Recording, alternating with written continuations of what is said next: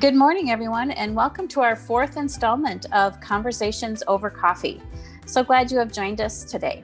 Our guest speaker is Krista Laumer, who is a physical therapist with the Southwest West Central Service Cooperative, serving many schools in the area, including Wilmer. Our topic today with Krista is Movement Matters, so timely as we hope to enjoy an unseasonably warm day and some warm temperatures coming up with no snow yet on the ground. So let's check in with Vicki Henley, our family engagement specialist for Wilmer Early Childhood Programs, as she begins our conversation with Krista over movement. Vicki? Oh, sorry, Nancy. Taking care of my neck and my shoulders and using all of these potions to try to keep myself feeling decent again. But I think what I'm doing wrong is I'm just not doing enough outside movement. I'm not doing enough indoors. I'm just not taking care of my body the way that I should be. So, Krista, I'm so glad we have you here. Maybe you can shed some light on what I'm doing wrong. Thank you for having me. I'm going to start out, Krista, by asking you, what is movement? Tell us a bit about when it starts and the importance of it. What are some of the benefits of movement? Yeah, movement really begins early. So, even at 8 weeks gestation, the baby is starting to move in mom's tummy.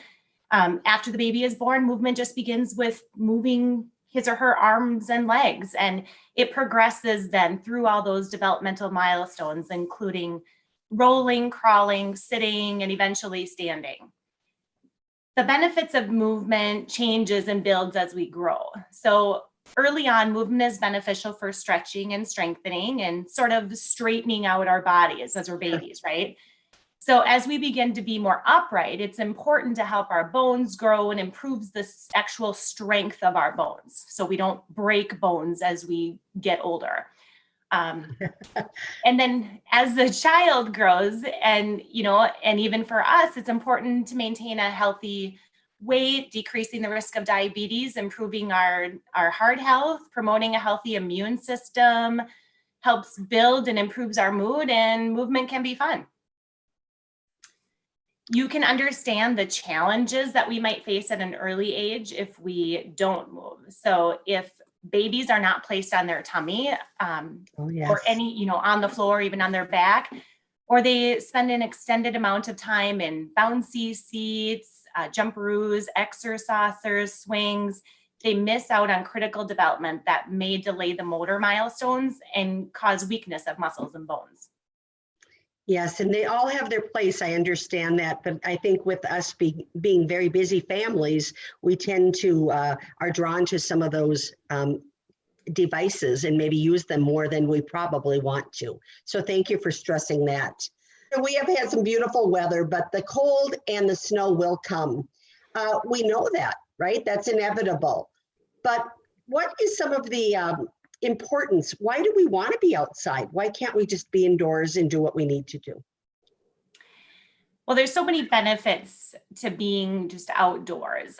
For little ones, just walking around on different surfaces outside is great for working on their balance and strengthening. Oh, sure. I didn't think of that. Yeah. And, so many benefits to fresh air too. I'll touch on a little bit of that later, but as kids get older, some ideas for just being outside: you can go for a walk, you can play catch, you can have a kickball game, make an obstacle course with sticks or chalk. You can play a game of tag, enjoy a nature walk, scavenger hunt, or enjoy the many parks Wilmer has to offer. We love heading out to different parks all the time. Eventually, we're going to get snow. It's inevitable, right? Yes. But we can go for a walk in the snow and build a snowman, make a snow fort, have a snowball fight, and go sledding. I know my boys love baseball, so we have a fun activity where we just throw baseballs or snowballs at them, and then they hit them with a stick or an old bat we have laying around. I loved your comment, and I forgot about the importance of just learning to navigate on different types of surfaces. So snow, you need to learn how to kind of balance as you walk through, compared to a sidewalk. So I could see how that would, add some skills too as well. Right, just adds some extra challenge and, and more strengthening, right? If you have to keep your body upright on different surfaces, that helps Sure. strengthen and you don't even know it. Wow. I've noticed that a lot with my 15-month-old grandson, just being Yeah. outside and walking on an incline or a slight Yes. step up or whatever. So very important for very young ages. So back to indoor activities, Krista. And like I said, there's been a lot of time spent in front of a computer, in front of, laptops, TVs. I would like you to address a little bit about that. When we're back indoors, little ones just need room to move around. And the nice thing, we talked about being outside because there's lots of room to move around. And when we're in our homes, it's the same thing. They're getting strengthening just moving. For our older kids, we can bring many of those outdoor activities inside when the weather gets cool, or if we're back in the summer months when it gets too hot out. Some activities, again, we can include just playing catch, kicking a ball, playing with a balloon, making an obstacle course with pillows and cushions, and building a fort, playing tag, or doing some animal walks. There's many ideas on YouTube of what you can do with just a roll of painter's tape or a step stool that involves gross motor activities. And kids love it when you do the activities with them. Would you recommend, or do you have any just impromptu ideas for some family stretching? Is that important? Like in the morning, are there some stretching activities that we could do as families? Yeah, there really are a lot of great yoga stretches that we can do that can be geared towards beginners that the whole family can do. And there's lots of them you can find too on YouTube, and there's yoga books that you can find that goes through just some simple stretches that kids can do, and they really do enjoy it. I know my boys have done that before too. Okay. Back to, you talked a little bit about tummy time, right? I know infants benefit from tummy time. We always talk about that. But do older children, and even I as an adult, would Nancy and I benefit from being on our, on the floor on our stomachs?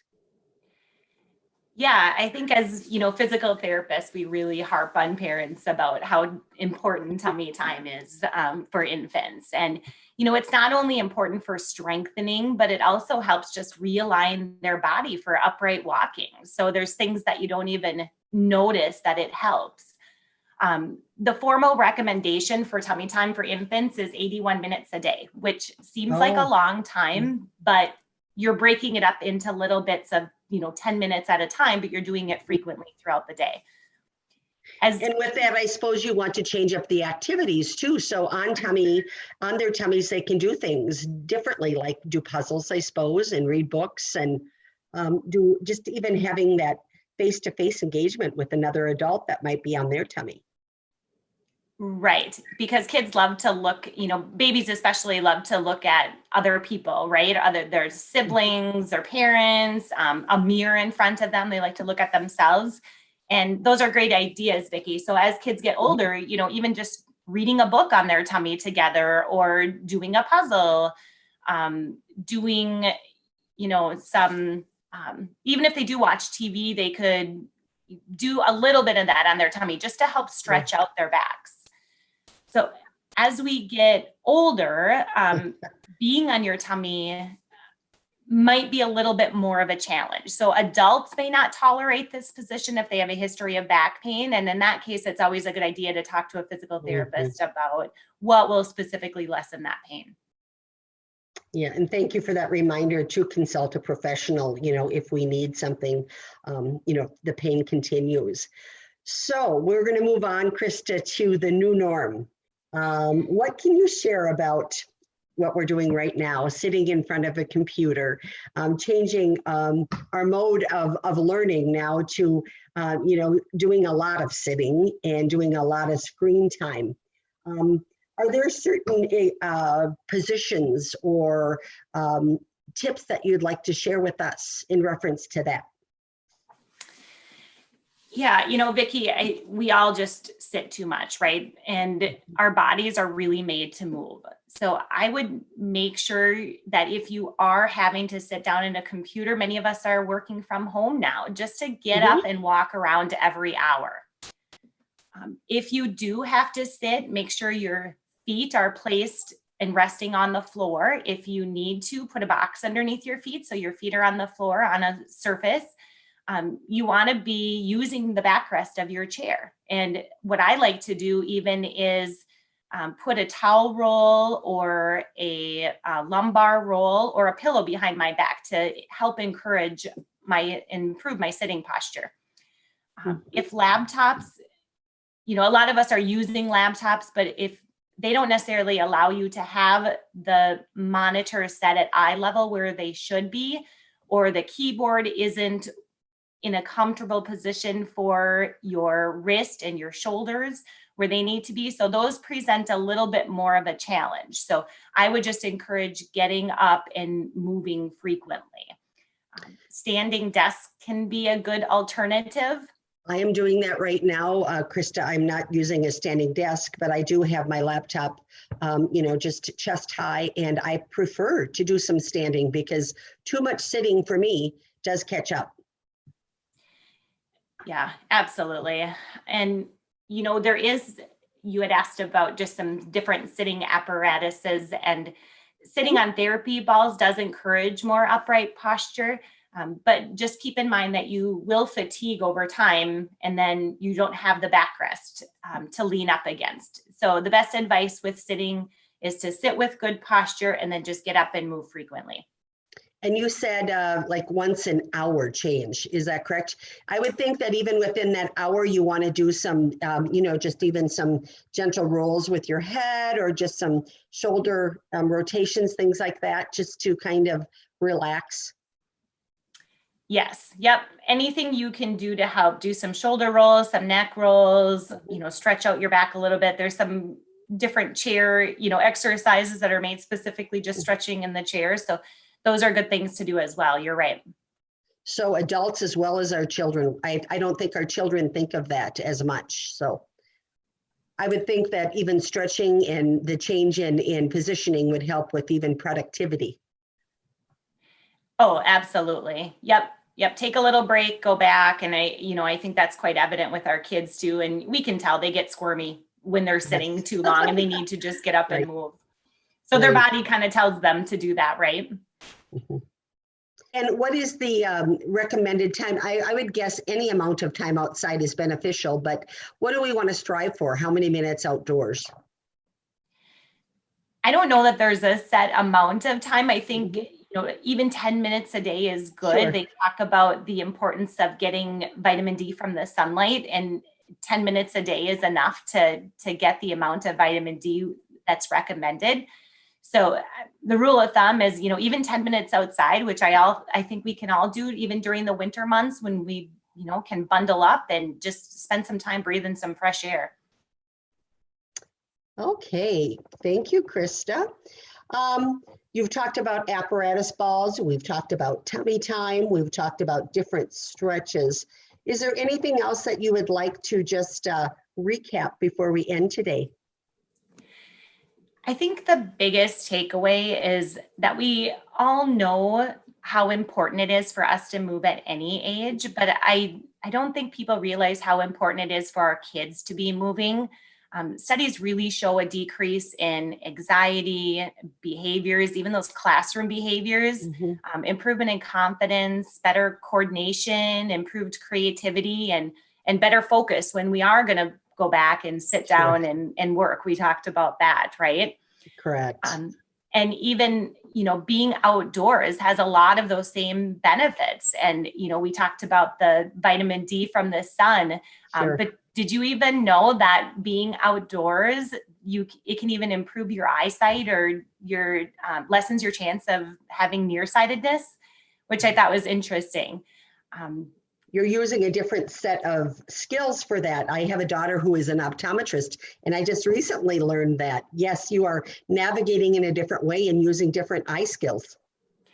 Right. And not constantly reading something up close, I think was Right. part of the reason, not the Yeah. computer screens and the books where you're doing everything up close. You're seeing kind of the world in a broader range.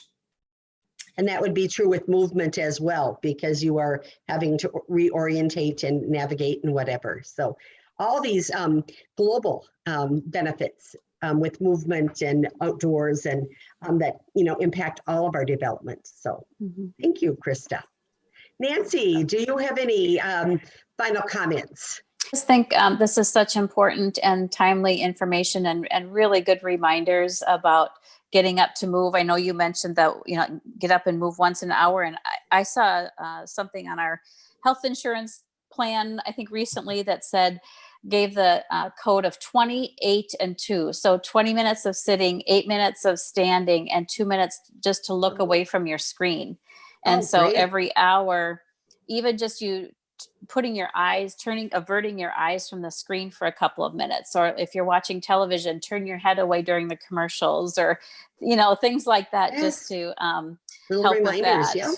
Yeah, lots of Krista, you've also shared with us some really helpful resources that will be available to our listeners in the comment section, some links to YouTube videos and some different activities that families can do. So thank you so much for your time today. And remember, everyone, movement matters.